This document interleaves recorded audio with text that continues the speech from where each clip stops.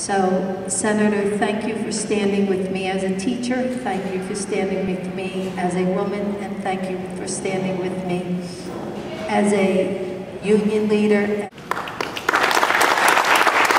Senator Menendez understands working families because he comes from a working family and understands working women. His mother was a working woman, and I've heard him talk very passionately about her many times, and really appreciate that.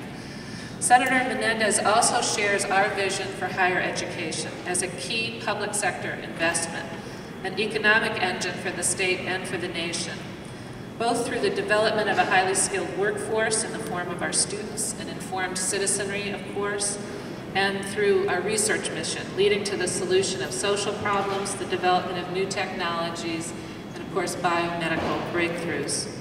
Senator Menendez has been a tireless supporter of biomedical research and improved health care, authoring and introducing legislation in support of diagnosis, treatment, and research on various diseases such as autism, Tourette disorder, Alzheimer's disease, and postpartum depression. Senator Menendez has introduced legislation that has secured $52 million for 133 biotech firms in New Jersey. That's real federal involvement, helping us to better lives, more jobs, and in fact, prosperity. There are clearly two different visions about what voting in America would be like. One takes us back to the very same policies that got us into the enormous financial and other challenges that we face today. One that brought us to 2 wars raging abroad in Iraq and Afghanistan, both unpaid for, put on the next generation of Americans as their debt. One that I think we should have never been in, that I was proud to vote against as a member of the House of Representatives, the war in Iraq, because having sit in the intelligence room for a lot of time, I saw no weapons of mass destruction evidence, and I wasn't about to send America's sons and daughters to fight in a war that was a war of choice versus a war of necessity. And my own life demonstrates that education is the key to America's promise being fulfilled.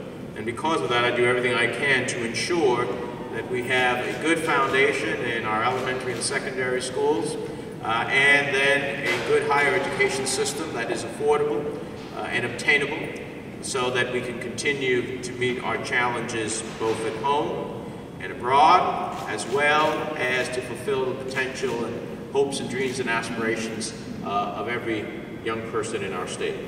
Now, that's why I fought hard in Washington to take away the money from the intermediaries, give it directly to students, and expand dramatically Pell Grants. It's why I fought to keep the student loan rates from doubling. Thank you very much for having me with you.